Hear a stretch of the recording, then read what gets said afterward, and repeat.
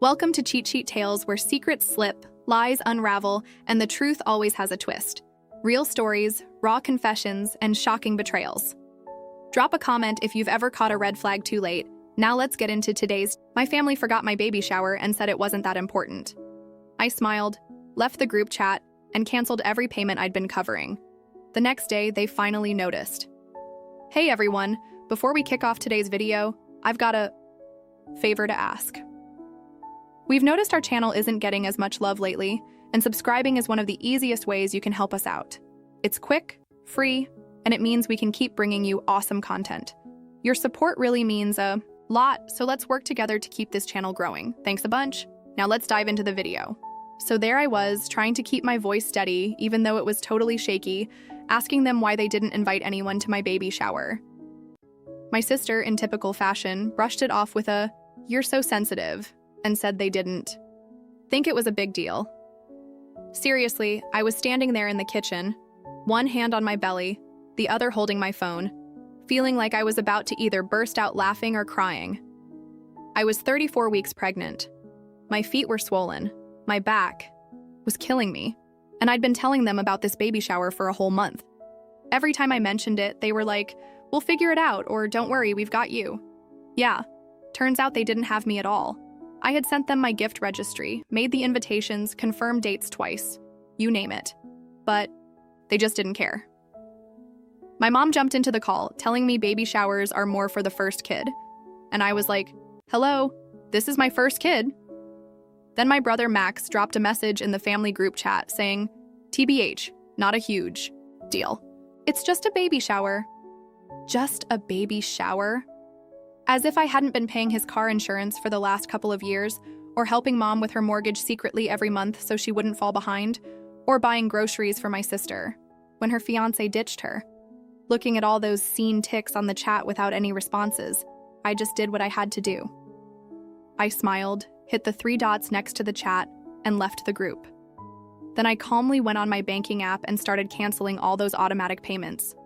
No more Wi-Fi for my sister, no more phone plan for mom, and no more Netflix for Max. Didn't make an announcement, didn't write a long goodbye. I just stopped. And the next day, when everything started falling apart for them, I watched it all unfold from my balcony, sipping tea, with my baby kicking gently under my ribs. It was the first time in ages I felt truly at peace. To understand how it all got to this point, you have to know, I was always the go-to, the one everyone relied on. I got a job right out of college, started saving early, and bought my own place by the time I was 29. Meanwhile, Max was still couch surfing, trying to kickstart his podcast dreams. And my older sister, Jenna, married super young, divorced even younger, and never quite got back on her feet. I became their safety net, quietly, without them ever really asking, because that's how they trap you. It started small. "Can you cover mom's gas bill this month? Her check's late." Or "Jenna's short on rent again, and Ellie needs shoes for her dance class." And I said yes each time. Not because I had so much, but because it seemed like they had so little. They called me a rock, the glue of the family. And I believe that's what love looked like. Gradually, the thank yous stopped and were replaced with expectations. Jenna just started sending me random Venmo requests for stuff like Ellie's meds or emergency groceries. Like I didn't see her Instagram posts flaunting gel manicures and brunch mimosas the same day. Max didn't even bother pretending, just texting me things like, "Yo, can you handle it?" And I did. Mom would say stuff like, "You're so blessed, sweetie. God gave you that job to help others," as if my success existed to fund their mishaps. By the time I got pregnant, I'd covered Jenna's rent for over a year, Max's phone bill and Spotify, mom's utilities, Ellie's dance trips and costumes, and even a summer camp deposit. I lost track after hitting $188,000. When I announced my pregnancy, they congratulated me, but I could feel a shift. Like me wanting something for myself disturbed the family dynamic. I should have realized something was off when no one offered to host the shower. "We're all so busy," Jenna said. "You'll probably just have something low-key, right?" Max didn't even acknowledge it. Mom suggested I just make a Facebook post instead of throwing a whole party. I tried to shrug it off, buying cute pastel decorations and setting up a registry, with mostly baby basics. When my friend Mia offered her place for the shower, I sent the invites to the family group chat. No RSVPs. As the date got closer, I gently followed up. Hey, just making sure you saw the invite. Jenna replied with an emoji. Max left me on red. And Mom finally said, we'll see. That weekend's a bit hectic. And what were they doing that weekend? Oh, just attending my cousin Anna's baby shower for her third child. So there was this massive party with all the bells and whistles, catered buffet, matching outfits, and these huge balloons that towered over even the toddlers. Literally everyone in the family was there. And guess what? I didn't get an invite. I found out about it through Instagram. There were pictures of Mom grinning next to Anna's cake table, Jenna snapping selfies, and Max posting this video reel of the party DJ with a caption like, family over everything. But no tears for me that night. I didn't lose it. I just sat on my bedroom floor, rubbing my baby bump, and had this epiphany. They weren't just missing. They were making a statement that neither my baby nor I mattered. And yet they still expected me to foot the bill. The day after the bash, Jenna hit me up with a $180 request for Ellie's school project. Max texted saying, Mom's phone is acting up again. That's when something clicked in me. I didn't play along this time. I hopped onto the family chat and dropped a line saying, thanks for letting me know where I stand. Then bailed from the chat. That's when I started cutting off their financial lifeline, not realizing how loud the fallout would be. The next morning, my phone was blowing up. Max was all, yo, what's the deal? Wi-Fi is out, Netflix is down, and Spotify is canceled. Then Jenna chimed in with, why is the internet off? Ellie has a school Zoom today and she's freaking out. Also, did you cancel the Target card? My cart was full of groceries. What's happening? Mom left a voicemail in her classic disappointed tone saying, sweetheart, this behavior is concerning. We're your family. You don't punish the people you love. But I stayed quiet. I didn't owe them an explanation. Let them deal with the quiet I left behind. That evening, I relaxed on the couch with a warm cup of tea, feeling my baby kick, and I just smiled. For once, they were the ones dealing with chaos, and I was finally free from their demands.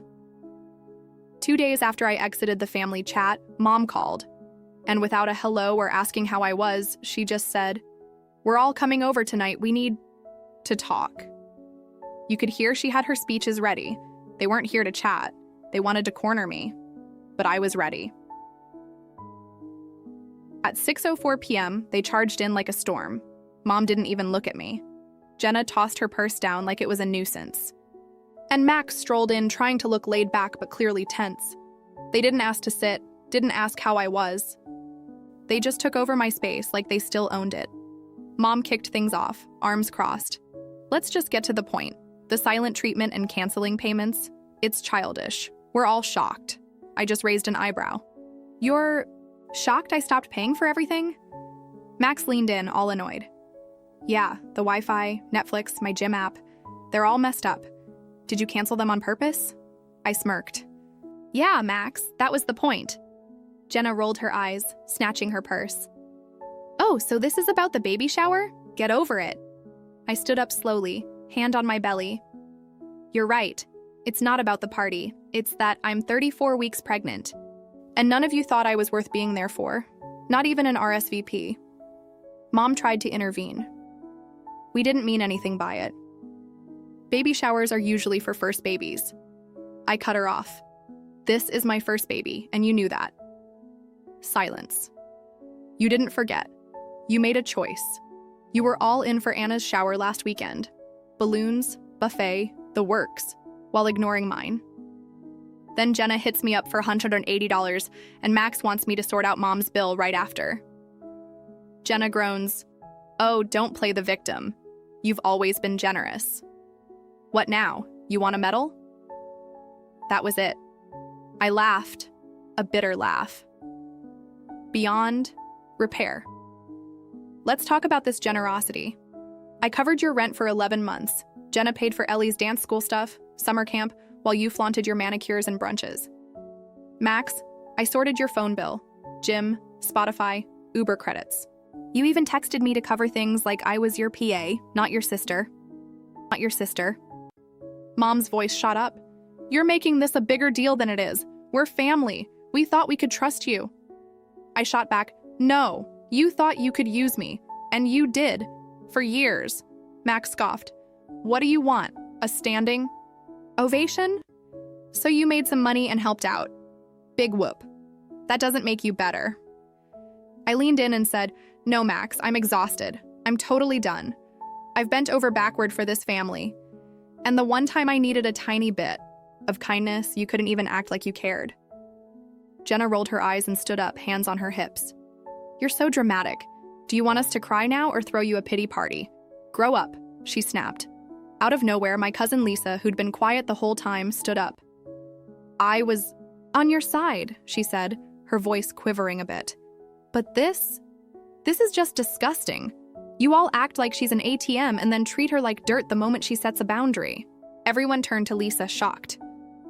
Lisa, don't get involved, Mom said sharply, but Lisa wasn't backing down. I am involved because I see how you've treated her, and I want no part in a family that punishes someone for having the courage to stand up for themselves. With that, Lisa grabbed her purse and walked out. The room was dead silent, and you could cut the tension with a knife. Then Mom turned back to me, a mixture of guilt and anger on her face. Think about your baby. She needs a family. Are you really going to raise her alone without us? She asked. I looked straight at her. Better alone than surrounded by people who only love me when I'm useful, I replied. That night, they left my apartment like they were leaving a funeral. Not a slammed door or a raised voice, just eerie silence. Max muttered something under his breath, probably an insult, but I missed it. Jenna didn't even look at me, and Mom paused in the doorway, like she wanted to say something but didn't. I closed the door behind them. Not gently this time.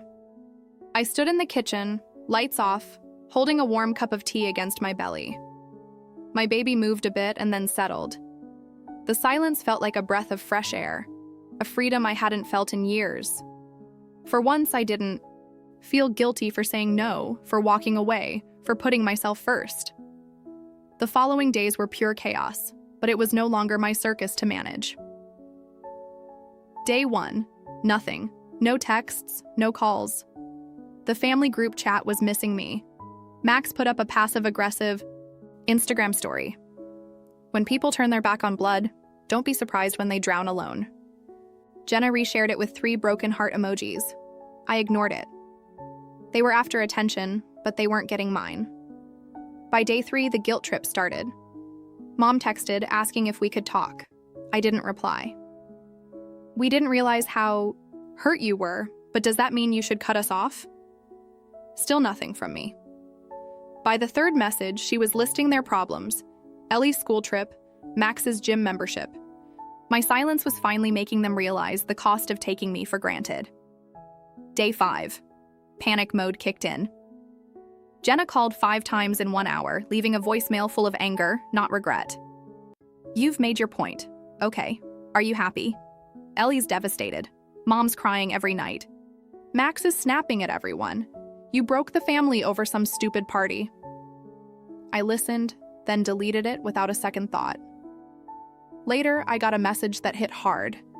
Lisa told me she'd moved out from her parents.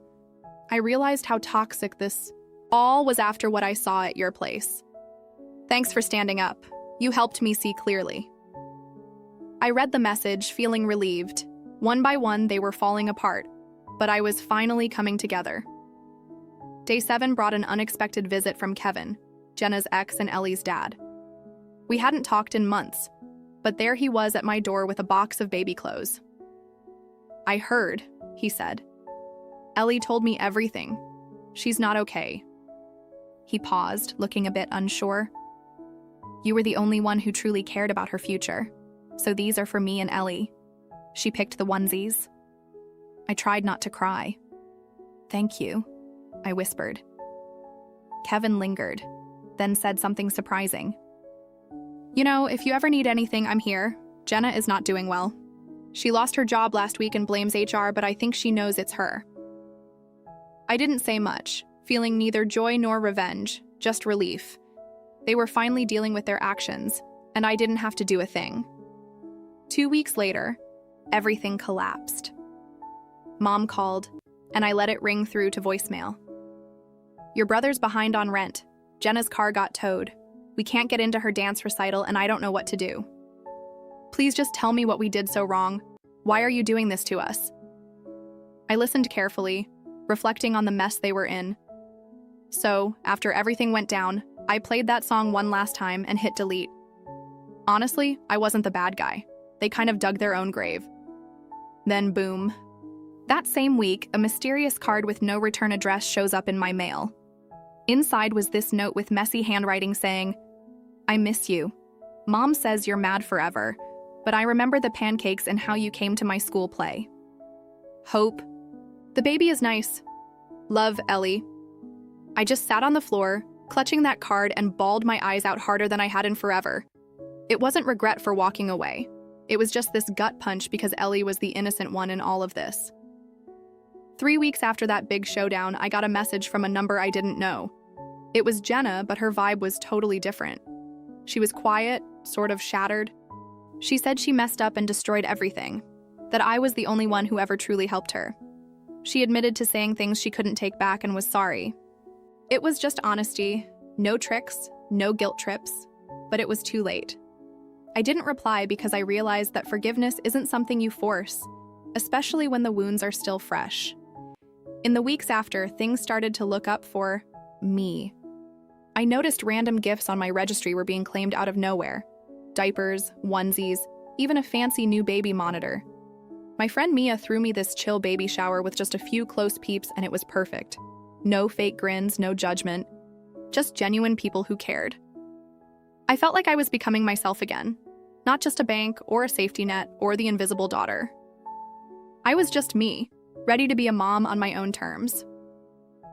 It's been 8 weeks since I bailed on the role my family cast me in, their financial savior and emotional punching bag. But here's the kicker. I'm not breaking down. I'm actually doing better than ever. I wake up now without that anxiety smothering me. No guilt-tripping texts, no mental spreadsheets about who needs what paid. It's just me and my baby bump and this calm I never knew was possible. Living in this new quiet after years of being everyone's emergency contact felt weird at first. I kept expecting that nagging guilt to show up, like maybe I was too harsh, or should have handled things differently. But it never did. I realized I handled it just right. I spoke my truth, set boundaries, and they showed me exactly why those boundaries were necessary. Jenna still reaches out now and then with vague messages about hoping I'm okay or how Ellie misses me, but I don't respond. I've learned not to react because silence can be just as powerful a response.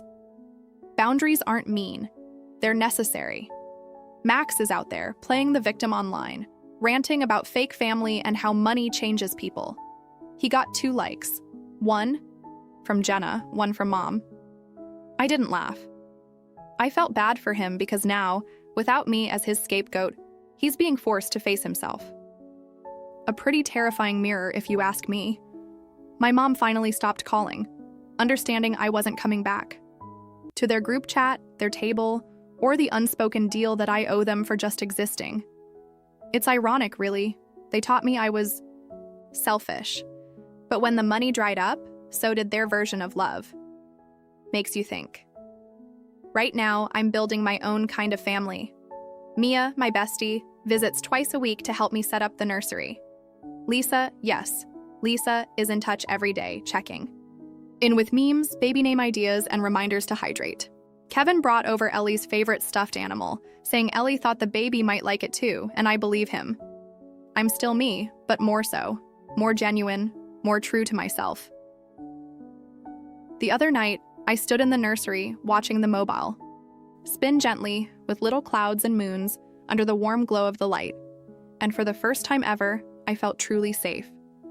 Not because someone was promising to protect me, not because I had backup, but because I was strong enough to stand on my own. I've walked through fire, been labeled as too much, too selfish, too cold. I've been used and guilted and came out the other side. And I'm done apologizing for it. If my daughter ever asks about my family someday, I'll be honest. I'll tell her that blood doesn't always equal love, that kindness without limits leads to self-destruction, and that being the strong one doesn't mean you have to sacrifice yourself.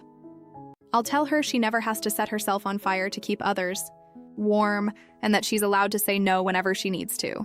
To the folks who brought you up, I'll raise her with strength and compassion, but she's not going to blindly follow anyone. She'll be warm, but not a pushover. If there's one thing I want to pass on to her, it's this. Don't ever be scared to choose yourself, even if you have to stand alone. I used to think that walking away made me look like the bad guy, that they'd make up stories about how I left them behind. And maybe they do. Let them. If choosing peace, protecting my kid, and breaking old family patterns makes me the villain in their tale, then maybe I was never meant to be the hero in the first place.